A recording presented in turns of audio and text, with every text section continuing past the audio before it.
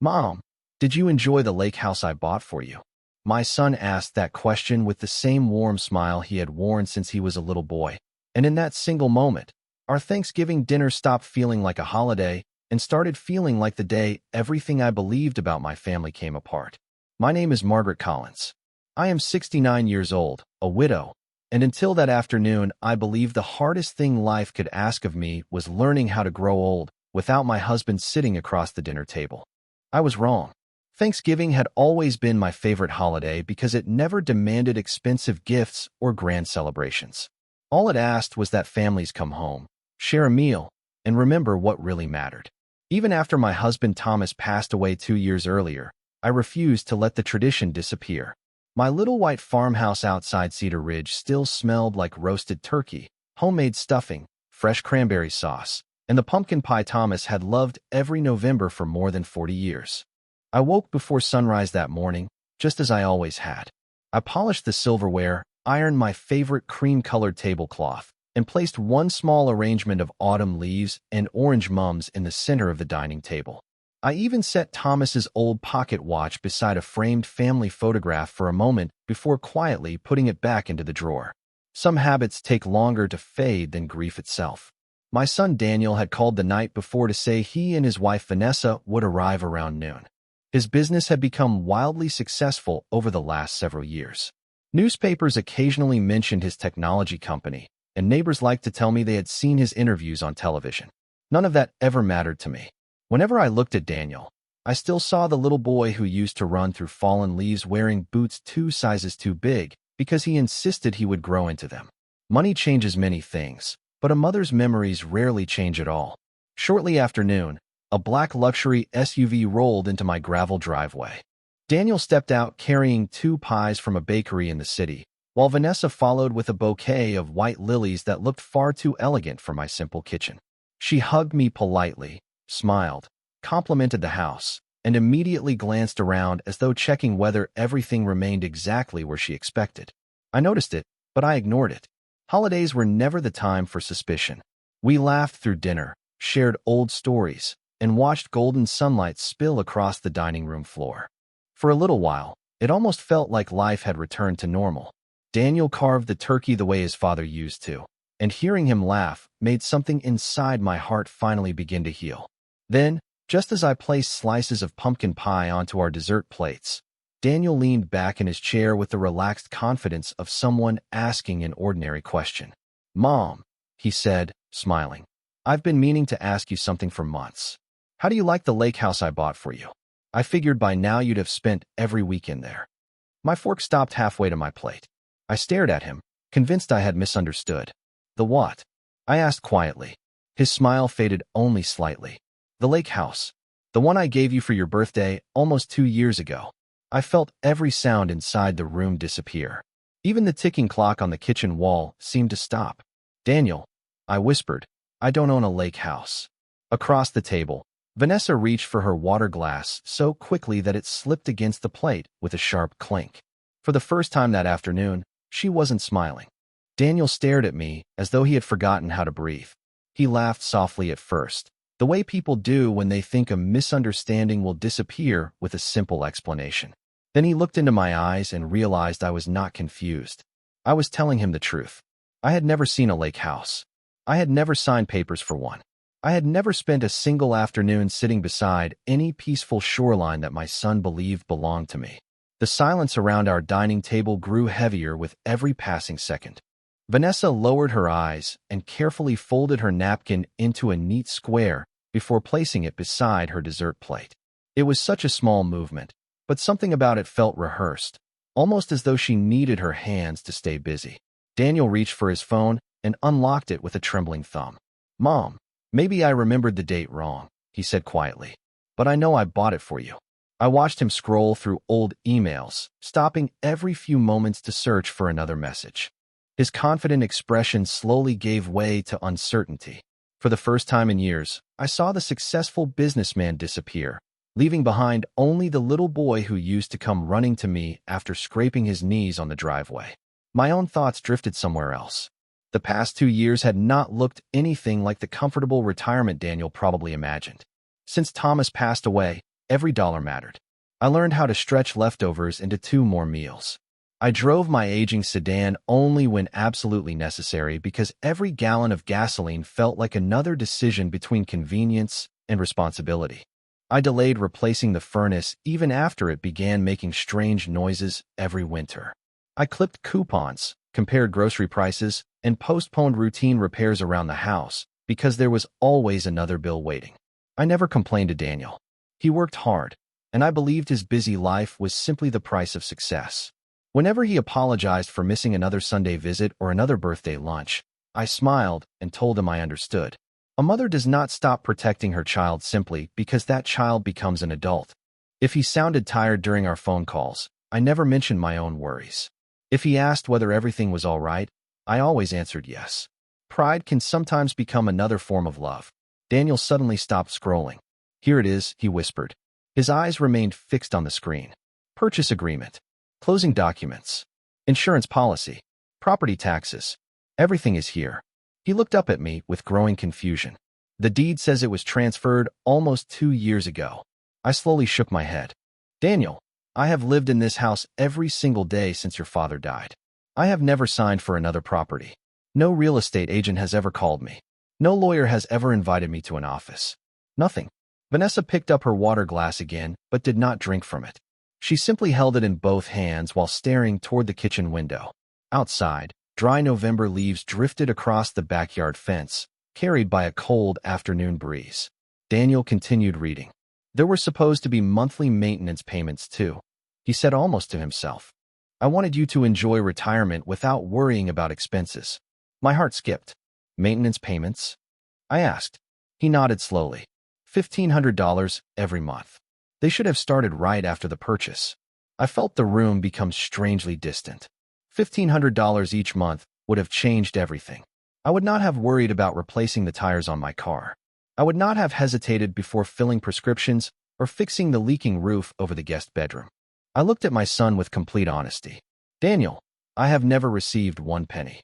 His face turned pale as he stared from me to his phone and then toward Vanessa, who finally set her untouched glass back onto the table with careful precision.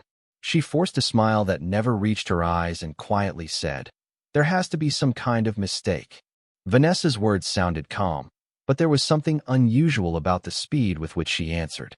It was almost as if she had been waiting for an explanation before anyone else had the chance to think. Daniel did not respond immediately.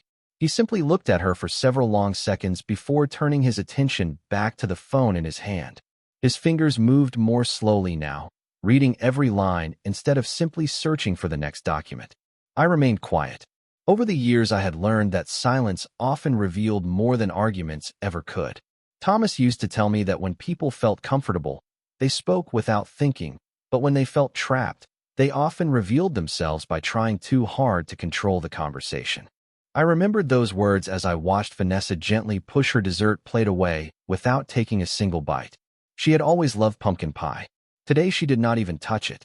Daniel suddenly frowned. "This is strange," he murmured. "Every payment confirmation says completed." He opened another file. Then another. His breathing became noticeably slower. "There are 24 monthly transfers. Every single one shows the funds were delivered." He looked up at me. "Mom, did you ever change banks?" I shook my head. "No. I have had the same checking account for almost 20 years. Did you ever ask someone else to manage your finances?" Again, I answered no. Thomas and I had always believed that simple finances were easier to protect. We paid our bills ourselves, balanced our own checkbook, and avoided unnecessary debt. After he passed away, I continued the same routine. Nothing about my financial life had changed except that every dollar had become more precious. Daniel opened another document and leaned closer to the screen. "This account number does not match the one I remember." He looked genuinely confused. "I could have sworn I gave Linda your banking information myself." Linda Parker had been Daniel's executive assistant for nearly a decade. She was organized, patient, and remarkably careful with details. If she handled paperwork, mistakes rarely happened. That thought seemed to occur to Daniel at exactly the same moment. He immediately searched for older emails between himself and Linda. Across the table, Vanessa shifted slightly in her chair. "Daniel," she said with an easy smile that felt just a little too practiced, "it is Thanksgiving. Maybe this can wait until Monday. Linda is probably spending time with her family anyway. He barely looked up. I only want to understand what happened. She nodded politely, but I noticed her fingers tighten around the edge of the table for only a second before relaxing again. Tiny moments like that usually escape attention. They did not escape mine. Age teaches people to notice what youth often overlooks. During the years Thomas battled heart problems, I learned to recognize changes in his breathing before he admitted he felt tired. After decades of raising a family, I also learned that the smallest habits often revealed the biggest emotions. Daniel continued reading until another expression crossed his face. It was no longer confusion. It was disbelief. "Mom," he said slowly, "according to these records, someone confirmed that you personally received every document related to the property." I looked directly at him. "Then whoever confirmed it was not me." My answer came without hesitation because there was nothing to remember. There had never been a package, never a certified letter, never a phone call from a real estate office, never a visit from an attorney. Nothing. Daniel lowered his phone and rubbed his forehead. For a brief moment, he looked exhausted, as though years of confidence had suddenly become fragile. Vanessa stood up and began gathering empty dishes before anyone asked her to help. "I will clean the kitchen," she offered brightly. "There is no reason to let paperwork ruin a holiday." She carried 2 plates toward the sink, but I noticed something else. Before leaving the dining room, she quietly slipped her own phone into the pocket of her sweater and glanced at its dark screen, almost checking whether someone had tried to reach her. It lasted only a heartbeat, yet something inside me shifted. Until that afternoon, I believed we were dealing with an unfortunate misunderstanding. As I watched Vanessa disappear into the kitchen while Daniel continued staring at documents that insisted I had received a life I had never known existed, I could not ignore the feeling growing quietly inside me that this was no ordinary mistake at all. Daniel remained seated at the dining table long after Vanessa disappeared into the kitchen. He was no longer reading his phone with the confidence of a businessman reviewing routine paperwork. Instead, he looked like a son trying to understand how 2 completely different versions of reality could exist at the same time. Every document in his hands insisted that I had received a generous gift, while every year of my recent life proved exactly the opposite. I quietly gathered the empty coffee cups and carried them toward the counter. The familiar routine helped steady my thoughts. For decades I had believed that difficult moments became easier when someone continued doing ordinary things. Thomas always appreciated that about me. Even during the hardest seasons of our marriage, we never stopped making breakfast or watering the garden. Daily habits reminded us that hope often lived inside the smallest routines. As I reached the sink, I noticed Vanessa standing by the kitchen window with her back turned toward me. Her phone was pressed close to her chest. The screen went dark the instant she sensed I had entered the room. She slipped it into her pocket so naturally that another person might not have noticed. Then she smiled. "Can I help you wash those dishes?" she asked. "I have it," I answered gently. "You are our guest today." She hesitated for just a fraction of a second before thanking me and walking back toward the dining room. Nothing she did was openly suspicious. Yet every movement carried an urgency that had not been there earlier that afternoon. Daniel soon joined us, still holding his phone. "Mom," he said softly, "there is something else that does not make sense." I looked up from the sink. "The mailing address on several confirmations matches your house, but one of the later documents lists a forwarding address that I do not recognize." I dried my hands with a kitchen towel. "I have never forwarded my mail anywhere." His forehead tightened. "That should not be possible." Vanessa answered before I could speak. "Maybe the title company entered the wrong address by accident. Companies make mistakes all the time." Daniel slowly shook his head. "One mistake, maybe, not dozens." He opened another attachment and stared at it for several moments. Someone acknowledged receiving tax notices, insurance renewals, and maintenance invoices. His voice became quieter. "That means somebody kept responding after the purchase was completed." I watched his expression carefully. The confidence that had carried him through years of successful business negotiations was giving way to careful observation. He was no longer searching for a simple explanation. He was beginning to ask better questions. I remembered something Thomas once told Daniel when he was still in high school. Never trust the first answer if the facts keep asking a different question. At the time, they had been repairing an old tractor together. The engine sounded fine, but the machine refused to start. Thomas spent nearly an hour checking every small connection before discovering a loose wire hidden beneath the battery tray. Daniel had laughed afterward because the solution had been invisible until someone stopped rushing. Watching him now, I realized he had finally learned that lesson. He looked at Vanessa again, not with anger, but with curiosity. "Do you remember helping me organize any of this paperwork?" he asked. She smiled politely. "It has been almost 2 years. I honestly cannot remember every document we signed back then." It sounded like a reasonable answer, yet something about it felt incomplete. Daniel nodded without arguing. Instead, he locked his phone and slipped it into his jacket pocket. "I think I need to call Linda on Monday morning," he said quietly. "She handled almost every administrative detail during that period. If anyone can explain these records, she can." Vanessa looked toward him immediately. "It is only paperwork," she replied with a light laugh. "I am sure everything will make sense once the holiday weekend is over." Daniel did not answer. He simply looked around the dining room that had once been filled with laughter only an hour earlier. His eyes rested on the old family photograph sitting beside the china cabinet, the one Thomas insisted should always remain where everyone could see it. I followed his gaze and wondered what my husband would have noticed if he had been sitting with us that afternoon. Somehow I felt certain he would have recognized what I was only beginning to understand. Sometimes the truth does not arrive with loud accusations or dramatic confessions. Sometimes it quietly reveals itself through the people who become the most uncomfortable when simple questions are asked. The rest of Thanksgiving passed with polite conversation that felt strangely hollow. Daniel tried to smile whenever he looked at me, but his thoughts never seemed to leave the questions waiting inside his phone. Vanessa remained cheerful in a way that felt almost too careful. She complimented the meal several times, insisted on wrapping leftovers, and laughed at stories that normally would have earned only a quiet smile. The harder she worked to make everything appear ordinary, the more unusual the afternoon became. When they finally stood to leave, Daniel hugged me longer than he usually did. "I am going to figure this out," he whispered. "I promise." I rested my hand on his shoulder. "Do not rush to conclusions," I said softly. "Just follow the truth wherever it leads."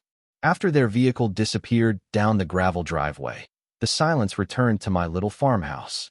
I cleared the table alone, folded the cream-colored tablecloth, and carefully placed the leftover pie into the refrigerator.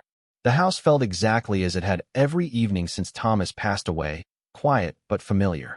Yet something inside me had changed. For the first time in 2 years, I was no longer wondering why life had become so difficult. I was beginning to wonder whether it had ever needed to be difficult at all. Early Monday morning, my telephone rang before I had finished my first cup of coffee. Daniel rarely called that early. His voice sounded calm, but I could hear the exhaustion beneath every word. "I spoke with Linda," he said. "She remembers everything." I sat down slowly at the kitchen table. "What did she tell you?" There was a long pause before he answered. "She personally prepared the original transfer documents. She confirmed your correct mailing address and your bank information. She even remembers printing the envelope herself because I asked her to double-check every detail." My fingers tightened around the warm coffee mug. "Then what happened?" "She said I asked Vanessa to deliver one sealed package because she was already driving past your house that afternoon. I completely forgot about it until this morning." I closed my eyes for a brief moment, searching my memory. Vanessa had visited me that week nearly 2 years earlier. She had stopped by unexpectedly with flowers and stayed only a few minutes because she said she had another appointment across town. She had never mentioned legal documents. She had never handed me an envelope. At the time, I had thought nothing of it. Daniel continued speaking. "Linda also found another email. A week after the closing, someone requested that future correspondence be sent to a different mailing address. Did Linda approve that request?" I asked quietly. "No. The request appeared to come directly from my personal email account." His voice became even softer. "The problem is that I never sent it." A chill settled over me despite the warmth inside the house. Someone had not simply misplaced a letter. Someone had changed the direction of an entire stream of information. Property tax notices, maintenance statements, insurance renewals, every official document had begun traveling somewhere else. "There is one more thing," Daniel said. "Linda checked the authorization records. The request included my digital approval, but it was submitted from a device I have never used." Neither of us spoke for several seconds. We both understood what those words meant without saying them aloud. This was becoming far too complicated to explain away as clerical error. I looked out the kitchen window toward the old maple tree Thomas planted when Daniel was born. Its branches had weathered countless storms because its roots had always remained strong. Thomas used to tell me that truth worked the same way. Lies could grow quickly, but they required constant attention to survive. Truth only needed patience. "What are you going to do?" I finally asked. Daniel answered with a steadiness I had not heard since Thanksgiving afternoon. "I am meeting with Ethan Brooks this afternoon. I want every document reviewed from the beginning. I am not looking for someone to blame. I am looking for facts. If someone has been hiding them, I intend to find every single one." The next 2 days moved with an almost unsettling calm. Daniel did not call often, and I respected that. He had always been thoughtful when facing difficult decisions, just like his father. If he believed the truth could be found by patiently following facts instead of emotions, I trusted him to do exactly that. On Wednesday afternoon, my telephone rang again. This time I recognized something different in his voice before he spoke a single sentence. It was no longer confusion. It was quiet certainty. "I met with Ethan for almost 4 hours, he said. "We reviewed every transaction connected to the property." I waited silently. "Mom, the lake house was only the beginning."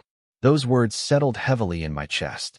I looked around my small living room where the same worn armchair, old bookshelf, and faded family photographs had remained untouched for years.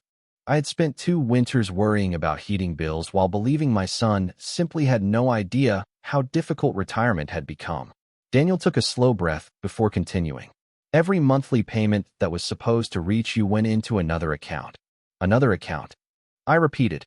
"Yes." Ethan traced the transfers. "The money never entered your bank. It was redirected before it reached you." My mind struggled to understand how something like that could happen without anyone noticing. Daniel answered the question before I asked it. "Someone submitted updated banking instructions using documents that appeared authentic. Ethan believes the records were altered after the original paperwork was completed." I closed my eyes for a moment. Thomas always believed paperwork left footprints. He used to say that people could hide conversations, but official records almost always remembered the truth. Daniel continued explaining what Ethan had discovered. The redirected account had remained active for nearly 2 years. Property maintenance payments, homeowner association fees, insurance reimbursements, and several holiday gifts Daniel believed he had sent me electronically had all followed the same path. None of them had ever arrived at my home. "I cannot believe I never checked personally," Daniel said quietly. "I assumed everything was working because every confirmation looked legitimate." "You trusted the system," I answered gently. "Most people would have done the same." There was another long silence before he spoke again. Ethan found something else. His voice became noticeably lower. The account receiving those funds was connected to a limited liability company that had been created only a few weeks before the property purchase. I frowned. "Do you know who owns it?" "Not officially," he replied. "The ownership records are hidden behind another filing, but Ethan believes we can identify the person soon." I walked toward the window and watched a pair of cardinals land near the old bird feeder Thomas built many years ago. Winter was approaching, yet those little birds returned every morning without fail. Life often continued quietly while people searched for answers they never expected to need. "Have you spoken with Vanessa?" I asked. "No," Daniel answered immediately. "Ethan advised me not to discuss anything until we understand the complete picture. If this is larger than we thought, I do not want anyone changing documents or creating new explanations before we know the facts." His caution sounded wise. Accusations made too early often push the truth farther away. Facts, however, had a way of becoming stronger with time. Before ending the call, Daniel said something that stayed with me for the rest of the evening. "Mom, I keep remembering how many times you told me everything was fine. You were struggling while I believed I had already solved those problems for you. I should have looked beyond the paperwork." I smiled sadly, even though he could not see me. "A mother's first instinct is to protect her child from worry," I replied. Perhaps that was my mistake. After we hung up, I sat beside the fireplace with Thomas's old photo album resting on my lap. Every page reminded me that trust is not built in one grand moment. It grows through countless ordinary days. And when that trust is quietly redirected, just like a letter sent to the wrong address, People may continue believing everything is exactly as it should be until one unexpected question changes everything. 3 days later, Daniel asked whether I would be comfortable meeting him for lunch at a quiet diner halfway between my farmhouse and his office. It was a place Thomas and I used to visit after church on Sunday afternoons, long before anyone imagined that simple paperwork could hide so many unanswered questions. When I arrived, Daniel was already waiting in a corner booth with a folder resting beside his coffee cup. He looked tired, but there was a steadiness in his eyes that had not been there since Thanksgiving. After we ordered our meals, he slid the folder toward me without opening it. "Ethan believes we know enough to stop guessing," he said. "But he also believes we should not confront anyone yet." I nodded. "Why?" Daniel leaned back and lowered his voice. "Because if someone has spent 2 years carefully redirecting money and correspondence, that person will probably try to protect the story the moment they realize we know the truth." His words reminded me of something Thomas often said while teaching Daniel to fish. A patient fisherman never pulled the line too early. Sometimes waiting revealed far more than forcing the moment. Daniel opened the folder and showed me several timelines Ethan had prepared.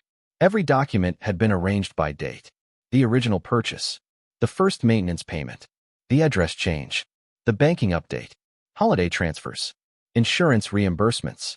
One by one, every piece fit together like a puzzle that had finally begun revealing its picture. "There is a pattern," Daniel said. "Every important change happened while I was traveling for work." I quietly studied the pages. During those years, Daniel had been expanding his business across several states. I remembered countless phone calls that ended with him apologizing because he had another flight to catch or another meeting beginning in a few minutes. Trust had filled the empty spaces where attention should have been. Daniel folded his hands together. "Ethan suggested something that sounded unusual at first, but I think he is right." "What is it?" I asked. "We are going to create one more opportunity and simply watch what happens." I remained silent, allowing him to continue. "Next week, I am going to tell Vanessa that I have decided to purchase a small mountain cabin for you because you always love the Smoky Mountains. I will explain that the paperwork is nearly finished and that Linda will handle everything again." I looked at him carefully. "There is no cabin, is there?" A faint smile crossed his face for the first time in days. "No, there is no property. No money will move. No documents will actually be filed. Ethan only wants to see whether anyone immediately tries to redirect information that does not even exist yet." The idea was remarkably simple. If no one had done anything wrong, nothing unusual would happen. But if someone had been secretly controlling documents and financial records, the announcement itself might trigger another attempt before realizing it was only a test.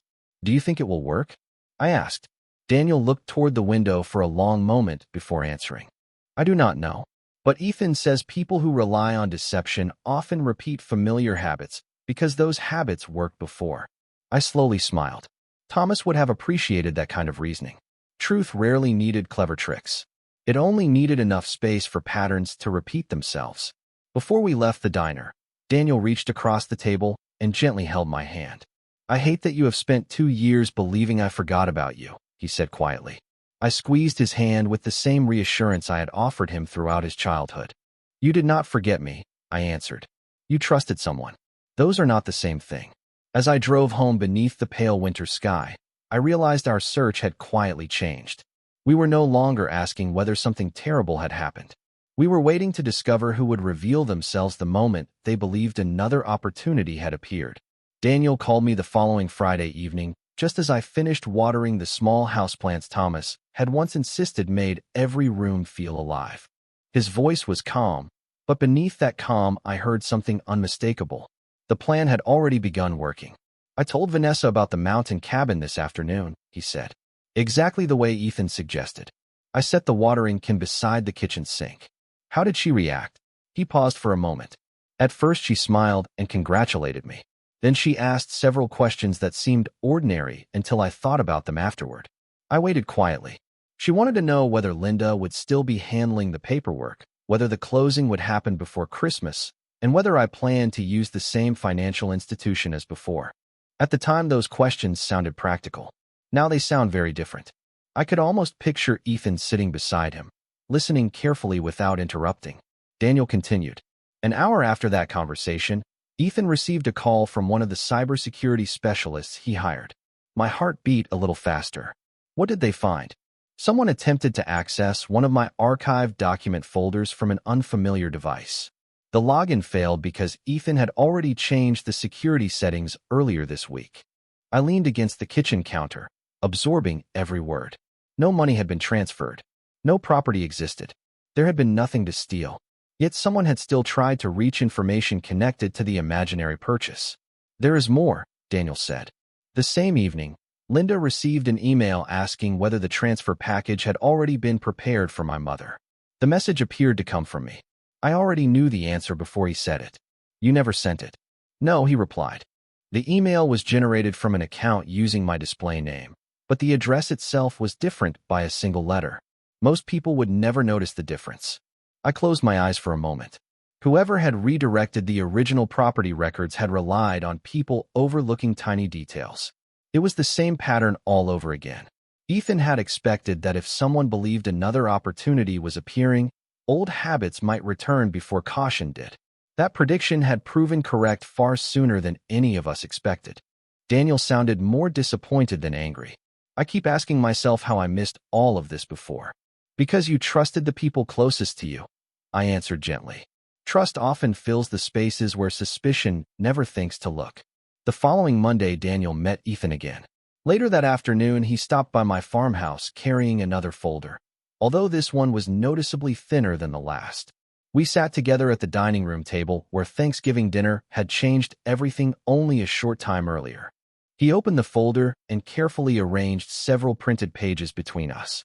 None of them contained accusations. None of them named a guilty person. They simply showed timestamps, attempted logins, email records, and a timeline matching every unusual activity to moments immediately after Daniel shared information about gifts intended for me. Ethan believes this is enough to schedule one final meeting, Daniel said. Not to argue, not to accuse, only to place every verified fact on the table and allow each person to explain what they know. I slowly traced my fingers across the polished wood Thomas had refinished years ago. It occurred to me that this table had witnessed birthday celebrations, Christmas dinners, homework sessions, and quiet conversations after difficult days. Soon it would witness something entirely different. The truth would finally have the chance to sit where assumptions had ruled for far too long. As Daniel gathered the papers back into the folder, he looked at me with an expression I had not seen since he was a young boy, asking whether he had disappointed me. I smiled reassuringly. Whatever happens next, I said softly, let the facts speak first. They have waited patiently for 2 years. They deserve to be heard without interruption. He nodded, closed the folder, and for the first time since Thanksgiving I sensed that we were no longer searching for answers. We were simply preparing the room where the answers would reveal themselves. The meeting took place the following Thursday afternoon in Ethan Brooks's conference room. There were no raised voices, no dramatic entrances, and no reporters waiting outside.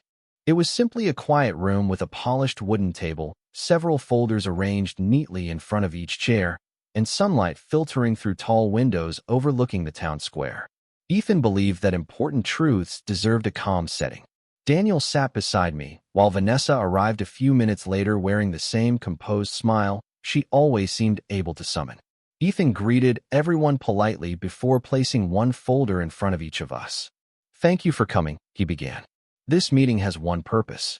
We are here to review verified records and give everyone the opportunity to understand what happened. No one interrupted him. Ethan opened the first folder and walked us through the timeline exactly as Daniel had shown me days earlier. The original purchase, the approved transfer, the confirmed mailing address.